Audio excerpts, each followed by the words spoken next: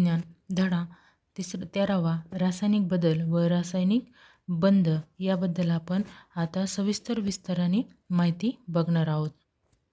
तर रासायनिक बदल व रासायनिक बंध हे शिकत असताना मुलांनो, एखादा पदार्थ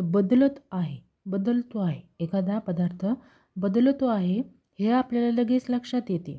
उदाहरणार्थ कसं, दुधाचं दही, हे पहा, हे दूध आहे, त्याचं काय होते, दही होणे, दुधाचे दही होणे किंवा पाण्याचे बर्फ होणे, हे काय या पदार्थामध्ये चेंजेस होते, म्हणजे पाण्याचं बर्फात रूपांतर होते, दुधाचं दह्यात होते।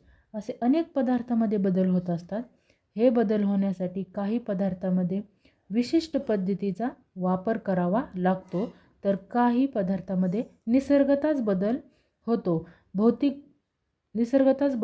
भौतिक बदलामुळे मूळ पदार्थाचे संघटन बदलत नाही आणि नवीन पदार्थ तयार होत नाही, तर रासायनिक बदलामुळे मूळ पदार्थाचं काय होतं, संघटन बदलते आणि नवीन गुणधर्माला पदार्थ तयार होतो। उदाहरणार्थ म्हणजे असे जर पदार्थामध्ये बदल घडून आणायचा असेल तर काही पदार्थात बदल घडून आणण्यासाठी काय करावं लागतं, रासायनिक म्हणजे विशिष्ट पद्धतीचा वापर करावा लागतो। काही पदार्थामध्ये विशिष्ट पद्धतीचा वापर करावा लागतो, तर काही पदार्थामध्ये काय निसर्गच बदल होत असतो। मग अशा प्रकारचे दोन वर्गीकरण आहेत बदलाचे। अशा वर्गीकरणाचे दोन प्रकार पडतात, जे की भौतिक बदल आणि रासायनिक बदल असे दोन प्रकार पडतात। तर रासायनिक बदलामुळे काय होतं, जे मूळ पदार्थाचं संघटन बदलतं आणि नवीन पदार्थ तयार होतो, नाही काय, रासायनिक बदलामुळे। मग भौतिक बदलामुळे पदार्थाचे संघटन बदलत नाही आणि नवीन पदार्थ तयार होत नाही। तर आपण हे डिटेलमध्ये बघू, भौतिक बदल आणि रासायनिक बदल। मी तुम्हाला आत्ताच सांगितलं होतं, भौतिक बदल म्हणजे काय, भौतिक बदलामुळे जो मूळ पदार्थ असतं त्याचं संघटन बदलत नाही आणि त्याच्यापासून नवीन पदार्थ तयार होत नाही, त्याला काय म्हणायचं, भौतिक बदल। तर रासायनिक बदलामुळे मूळ पदार्थाचे संघटन बदलतं आणि नवीन गुणधर्माचा पदार्थ तयार होतो। मग लक्षात ठेवायचं, भौतिक बदल आणि रासायनिक बदल यामध्ये काय फरक आहे, तर रासायनिक बदलामुळे मूळ पदार्थाचं संघटन बदलतं आणि नवीन पदार्थ तयार होतो, तर भौतिक बदलामध्ये नवीन पदार्थ तयार होत नाही आणि त्याच्या बदलामुळे पदार्थाचं संघटनसुद्धा बदलत नाही। हा मेन डिफरन्स आहे, तो लक्षात ठेवायचा। मग जो भौतिक बदल आहे त्याच्यामध्ये बर्फ वितळणे, पाणी उकळणे, पाण्यात मीठ विरघळणे, हे काय भौतिक बदल आहेत। तर रासायनिक बदल जे आहेत ते काय येतं, कैरीचा आंबा होणे, हिरवं केळ पिवळं होणे, बटाटे चिरल्यावर ते काळं पडणं किंवा फुगलेला फुगा असतो ते फटकन फुटणं, याला काय म्हणायचं, हे रासायनिक बदल। फटाका पेटल्यावर आवाज होणे, खाद्यपदार्थ खराब झाल्यावर आंबूस वास येणे, हे सुद्धा रासायनिक बदल आहेत। कोणत्याही पदार्थामध्ये रासायनिक बदल घडून येताना मूळ पदार्थाचे संघटन बदलते व त्यापासून वेगळे संघटन असलेला नवीन पदार्थ तयार होतो। आता आपण बघू, एखादा पदार्थामध्ये रासायनिक बदल घडून येतो आणि रासायनिक बदल घडल्यानंतर त्या पदार्थाची चव कशी बदलते ह्याच्यासाठी एक आपण प्रयोग करून बघूया थोडक्यात। त्याच्यासाठी तुम्ही काय करा, एक काचेचं पात्र घ्या, त्याच्यामध्ये नाही का थोडासा लिंबूचा रस पिळवा आणि त्याच्यामध्ये लिंबू पिळून त्याचा जो रस आहे तो तुम्ही चमच्यावर घेऊन थोडासा टेस्ट करून बघा, तर त्याची चव कशी राहील, आपली आंबट राहील, हे का नाही। मग त्याची चव राहते लिंबाची आंबट त्या चंचुपात्रात। मग त्याच्यामध्ये आपण थोडासा काय करा, थोडासा खाती सोडा टाकल्यावर तर तुम्हाला काय दिसेल, त्या सोड्याच्या कणाच्या भोवती असे बुडबुडे दिसत आहेत।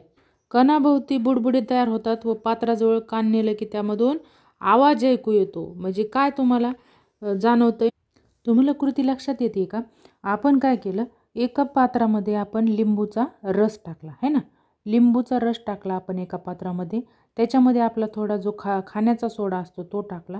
खाण्याचा सोडा टाकल्यानंतर आपण काय केलं, त्याच्यात जाणवलं की त्या खाण्याच्या सोड्याच्या भोवती असे बुडबुडे निघतात व त्याच्यामध्ये थोडासा असा आवाजसुद्धा येतोय, हे ना। ही जी कृती केली याच्यामधून काय सिद्ध झालं की जो रासायनिक बदल घडतोय पदार्थाच्या संघटनांनी जो रासायनिक बदल घडतोय, सुरुवातीला लिंबाची चव कशी होती, एक आंबट चव होती है ना, आणि नंतर त्याची चव कशी झाली, खाण्याचा सोडा टाकल्याच्या नंतर त्याची चव कशी झाली, चेंज झाली. म्हणजे त्याच्यामधला जो पदार्थ आहे त्याचं आंबट पूर्णपणे नष्ट झाला आहे ना, आंबटपणा नष्ट होऊन त्याची चव पूर्णतः दुसरी आली. म्हणजे वेगळं संघटन तयार झालं.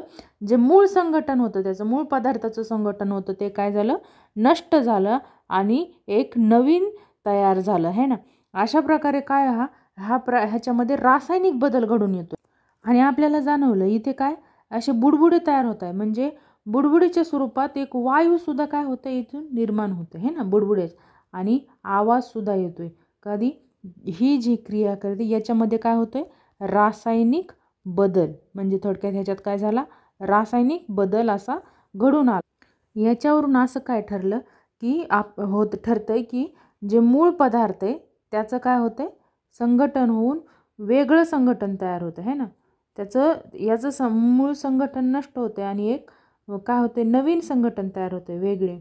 काय मग मूळ पदार्थ जो आहे अगोदर आपल्याला आंबट होता, त्याच्यानंतर त्याची पूर्णतः चव चेंज झाली है ना. मग असं म्हणता येईल की रासायनिक बदलामध्ये मूळ पदार्थाचे संघटन होऊन नवीन पदार्थ तयार होतो, त्याचे नवीन वेगळे संघटन असते. यालाच काय म्हणायचं, रासायनिक बदल. म्हणजेच लिंबाच्या रसात सोडा मिसळला की होणारा बदल हा रासायनिक बदल आहे. आता ही आकृती पहा. आकृतीमध्ये सफरचंद व ब्रेड या पदार्थात बदल झालेला दिसतोय हे का नाही. अगोदर सफरचंद असा होतो, नंतर कापल्यानंतर तो खराब झालाय. तसेच खिळ्यांचा आणि केळ्यांचाही रंग बदललेला असतो हे का नाही.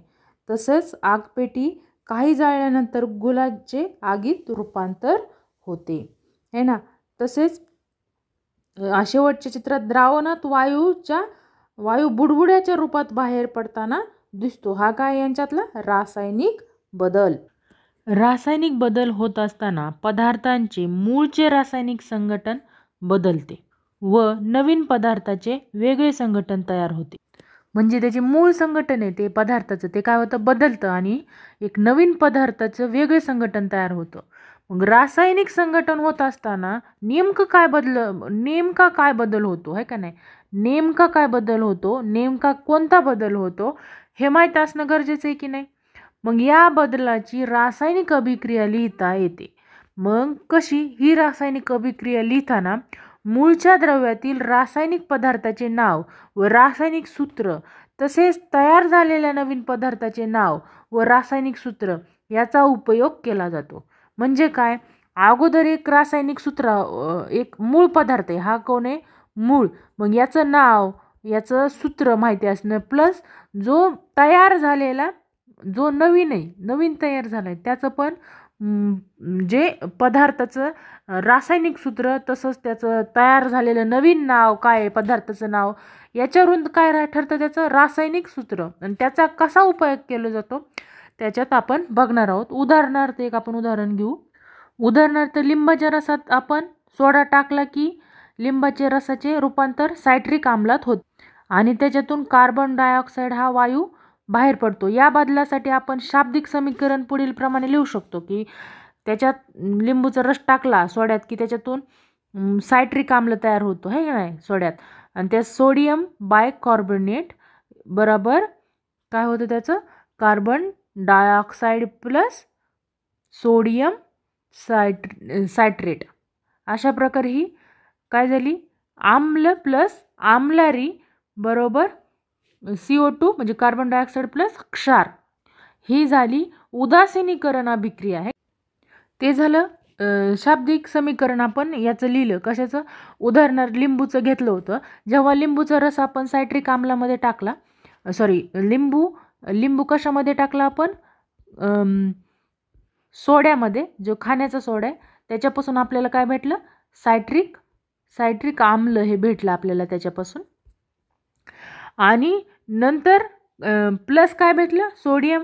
मग त्याचं आपण कसं लिहिलं समीकरण, शाब्दिक समीकरण, जे सायट्रिक आम्ल plus sodium carbonate, carbon dioxide त्याच्यातून भेटला आपल्याला, आणि सोडियम सायट्रेट म्हणजेच आम्ल आणि आम्लारीचं मिळून जे आम्ल आणि आम्ल आम्लारीचं मिळून काय भेटलं आपल्याला, कार्बन डायऑक्साईड आणि क्षार असं उदासीनीकरण ही अभिक्रिया भेटली आपल्याला. परंतु मुलांनो, एखादी रासायनिक अभिक्रिया लिहिताना सर्वप्रथम पदार्थाची नावे वापरून, म्हणजे एखादी जर रासायनिक अभिक्रिया लिहायची असेल तर सर्वप्रथम त्या पदार्थाचं नाव वापरून शाब्दिक समीकरण लिहावं लागतं, तिचं नाव वापरून. हे समीकरण लिहिताना प्रत्येक नावाऐवजी त्या पदार्थाचं काय करायचं असतं, रासायनिक सूत्र लिहिलं की रासायनिक समीकरण तयार होतं. तर रासायनिक अभिक्रिया लिहिताना मूळ पदार्थ हे डाव्या बाजूला, तर मूळ पदार्थापासून तयार झालेलं हा नवीन पदार्थ उजव्या बाजूला लिहितात आणि त्यामध्ये बाण दाखवला जातो. ह्या बाणाचे जे टोक असतं हे तयार झालेल्या पदार्थाकडे दाखवलेलं जातं. मग आता ह्याच्याबद्दल आपण बघू. हे बघा, कार्बन प्लस ऑक्सिजन हे समीकरण लिहिताना नावाऐवजी काय, त्या पदार्थाचं रासायनिक सूत्र की रासायनिक समीकरण तयार केलं. तर रासायनिक अभिक्रिया लिहिताना मूळ पदार्थ हा डाव्या बाजूला लिहिला आणि जो नवीन पदार्थ तयार झालाय तो कुठे लिहिला, उजव्या बाजूला लिहिला. अशा प्रकारे लिहायचं शाब्दिक समीकरण आणि त्यामध्ये बाण दाखवला जातो. या बाणाचे टोक हे तयार झालेल्या पदार्थाकडे दाखवले जाते, हे लक्षात ठेवायचं. व बाणाच्या डाव्या बाजूला तयार असणारे पदार्थ हे अभिक्रियेच्या मध्ये भाग घेणारे असतात. अभिक्रियेमध्ये काय करतात, ते भाग घेतात. त्या पदार्थांना अभिक्रियाकारक किंवा अभिकारक असं सुद्धा म्हणतात. आणि अभिक्रियेमुळे तयार झालेल्या पदार्थांना उत्पादित असे म्हणतात.